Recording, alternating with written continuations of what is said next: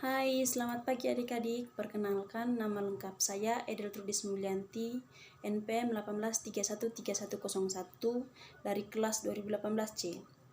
Baik adik-adik, hari ini kita akan belajar tematik, yaitu tema 1 tentang organ gerak hewan dan manusia, subtema 2 tentang manusia dan lingkungan.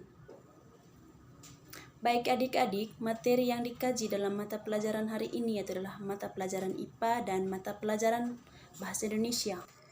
Kompetensi dasar dalam mata pelajaran IPA yaitu 3.1 menjelaskan alat gerak dan fungsinya pada hewan dan manusia serta cara memelihara kesehatan alat gerak manusia. Dengan indikator menghafal alat gerak dan fungsinya pada hewan dan manusia.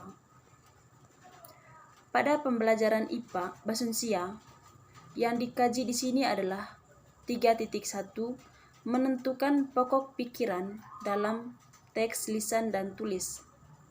Dengan indikator identifikasi pokok pikiran pada sebuah teks. Baik adik-adik, perhatikan, ini adalah sebuah gambar seorang kakek yang sedang bekerja di sawah. Nah, adik-adik, kakek ini bekerja menggunakan cangkul ya, dengan bantuan otot yang dimiliki oleh kakek ini. Baik, otot memiliki peran penting dalam kehidupan sehari-hari, yaitu dalam setiap gerak manusia. Sama halnya dengan tulang. Otot merupakan organ gerak aktif manusia dan hewan.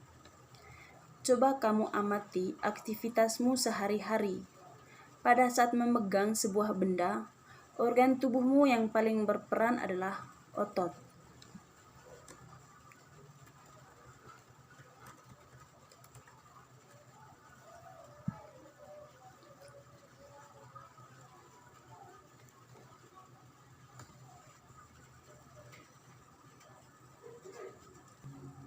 Mungkin adik-adik masih bingung dan mau bertanya berkaitan dengan apa itu otot dan apa fungsi dari otot.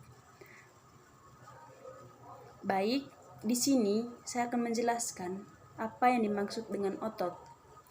Otot adalah jaringan yang ada dalam tubuh manusia berupa alat gerak aktif yang menggerakkan tulang sehingga menyebabkan suatu organisme atau individu dapat bergerak. Otot bergerak dengan cara berkontraksi dan berelaksi. Fungsi otot pada manusia yaitu yang pertama adalah menjalankan dan melaksanakan kerja. Contohnya berjalan, mengangkat, dan memegang. Yang kedua, fungsi dari otot adalah menggerakkan jantung. Yang ketiga adalah mengalirkan darah yang terdiri dari zat-zat yaitu nutrisi, oksigen, dan lain-lain. Baik adik-adik, ada beberapa macam otot manusia. Yang pertama itu adalah otot polos, otot lurik, dan otot jantung. Otot polos adalah otot yang bekerja tanpa kesadaran kita yang dipengaruhi oleh sistem saraf tak sadar atau saraf otonom. Otot polos dibentuk oleh sel-sel yang berbentuk gelendung di mana kedua ujungnya runcing dan mempunyai satu inti sel. Ciri-ciri otot polos. Yang pertama itu adalah waktu kontraksi antara 3 sampai 180 detik. Yang kedua, berbentuk dari otot polos adalah gelendong. Yang ketiga, memiliki satu inti sel yang berada di tengah. Yang keempat, pergerakan dari otot polos lambat dan mudah lelah. Yang kelima, dipengaruhi oleh saraf otonom. Yang keenam, otot polos biasanya berada pada bagian usus, saluran peredaran darah, dan otot dan di saluran kemih.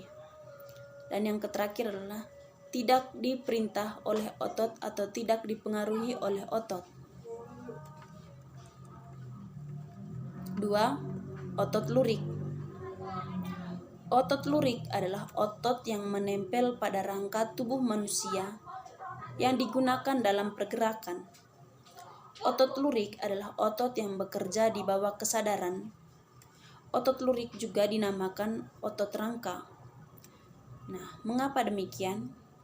Karena menempel pada rangka. Ciri-ciri otot lurik. Yang pertama itu adalah bentuknya silindris dengan garis terang dan gelap. Yang kedua, melekat pada rangka. Yang ketiga, bekerja secara sadar dengan perintah otak. Yang keempat, cepat dan mudah lelah. Yang kelima, bentuknya yang panjang dan memiliki banyak inti sel. Yang keenam, mempunyai pigmen myoglobin. Yang ketujuh, inti sel yang berada di tepi. 3. Otot jantung. Otot jantung adalah otot yang bekerja secara terus-menerus tanpa istirahat atau berhenti. Otot jantung merupakan perpaduan antara otot lurik dan otot polos karena ada persamaan yang ada pada otot jantung, misalnya memiliki sisi gelap, terang, dan inti sel yang berada di tengah.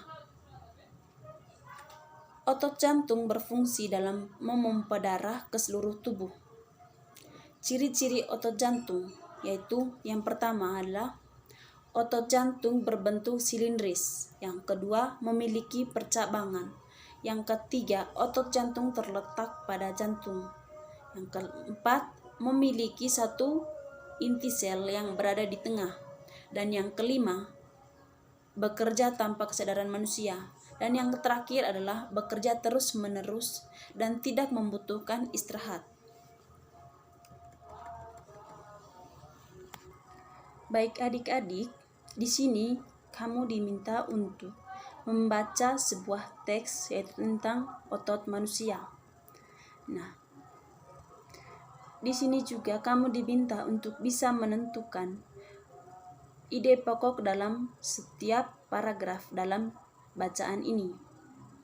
Baik adik-adik, sebelum saya membacakan teks ini terlebih dahulu, saya akan menjelaskan apa yang dimaksud dengan ide pokok paragraf. Ide pokok paragraf adalah inti pembicaraan atau pokok permasalahan dalam sebuah bacaan. Ide pokok merupakan kalimat yang bersifat umum, kemudian bisa dijelaskan melalui kalimat penjelas yang lebih khusus sehingga bacaan lebih runtut.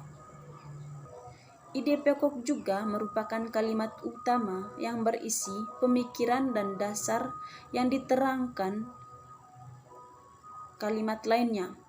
Sebelum menulis serangkaian cerita, sebaiknya Anda terlebih dahulu menentukan ide pokok dalam suatu bacaan. Cara menentukan ide pokok paragraf. Yang pertama adalah membaca judul dan keseluruhan dari bacaan paragraf secara tepat dan teliti. Yang kedua, cermati kalimat awal sampai akhir. Yang ketiga, baca kalimat demi kalimat sampai akhirnya menemukan ide pokok. Yang keempat, setelah menemukan gagasan pokok, kemudian baca cepat paragraf berikutnya. Baca bagian subjudul lalu hubungkan dengan ide pokok pikiran. Yang kelima, buat rumusan yang sesuai ide pokok tersebut. Yang keenam, perhatikan ide pokok yang berupa pernyataan umum yang cakupannya luas, sedangkan gagasan pendukung lebih sempit cakupannya berupa pernyataan khusus.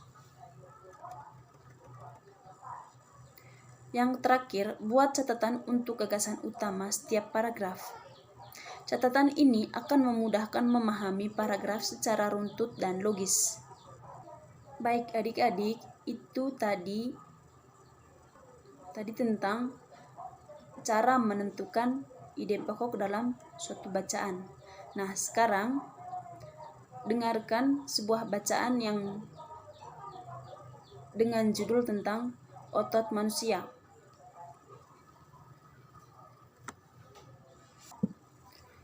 Otot-otot dalam tubuh manusia memiliki beberapa fungsi, tetapi fungsi yang utama adalah untuk bergerak.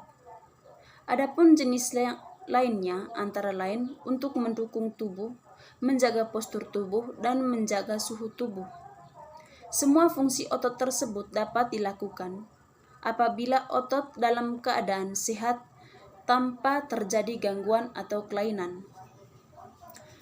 Dalam otot manusia berperan dalam gerakan-gerakan yang disengaja. Gerak yang disengaja berarti dilakukan secara sadar untuk dan membutuhkan usaha tersendiri pada tiap-tiap bagian otot. Contohnya, gerak yang disengaja antara lain berjalan, membungkuk, memutar, memegang, dan mengangkat. Selain itu, otot dalam tubuh manusia juga berperan dalam gerakan manusia yang tidak disengajai. Gerakan manusia yang tidak disengajai adalah gerakan yang terjadi secara otomatis. Contohnya, gerakan yang tidak disengaja antara lain adalah pernapasan, gerakan pencernaan makanan melalui sistem pencernaan, dan detak jantung. Otot manusia juga berfungsi memberikan dukungan. Otot-otot dalam manusia, khususnya otot-otot pada rangkai, bekerja untuk mendukung tubuh. Misalnya, ketika duduk dan berdiri, otot-otot rangka ini akan melakukan penyesuaian gerak dengan memperkuat sendi dan menumpang tulang sehingga berada pada posisi yang tepat. Selain itu, rangka juga memegang peranan penting dalam menentukan kekuatan tubuh secara keseluruhan dan kemampuan untuk melakukan aktivitas fisik. Dengan otot yang kuat, maka kesehatan tubuh kita juga akan terjaga dan kita pun akan bisa melakukan berbagai gerakan. Fungsi lain dari otot adalah untuk mempertahankan postur tubuh. Otot-otot rangka membantu manusia misalnya untuk berdiri, mempertahankan sikap gerak. Dalam hal ini, otot-otot tersebut juga membantu menjaga keseimbangan tubuh.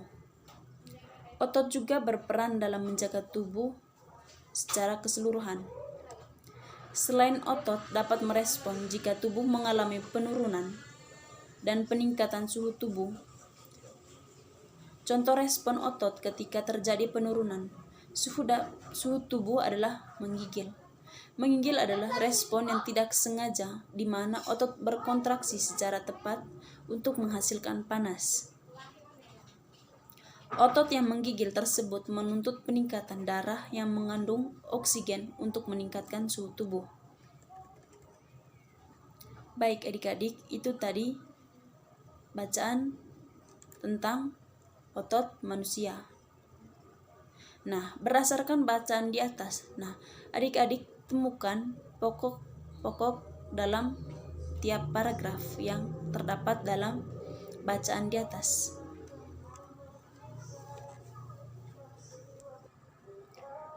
Baik, dalam paragraf yang pertama, ide pokok yang terdapat dalam paragraf pertama itu adalah otot-otot dalam tubuh manusia memiliki beberapa jenis, tetapi fungsinya yang utama adalah untuk bergerak.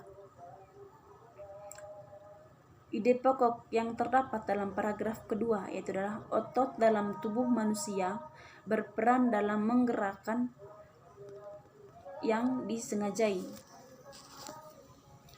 3. Selain otot dalam tubuh manusia juga berperan dalam gerak manusia yang tidak sengaja. Ide pokok yang terdapat dalam paragraf keempat adalah otot dalam tubuh juga berfungsi memberikan dukungan. Ide pokok dalam paragraf yang kelima adalah fungsi lain dari otot adalah untuk mempertahankan postur tubuh. Dan ide pokok dalam paragraf yang keenam adalah otot juga berperan dalam menjaga suhu tubuh secara keseluruhan. Baik adik-adik, materi kita tentang organ gerak hewan dan manusia, tema 1, dengan subtema 2 tentang manusia dan lingkungan hidup telah selesai. Mohon belajar lagi supaya memperoleh ilmu yang lebih banyak lagi. Terima kasih.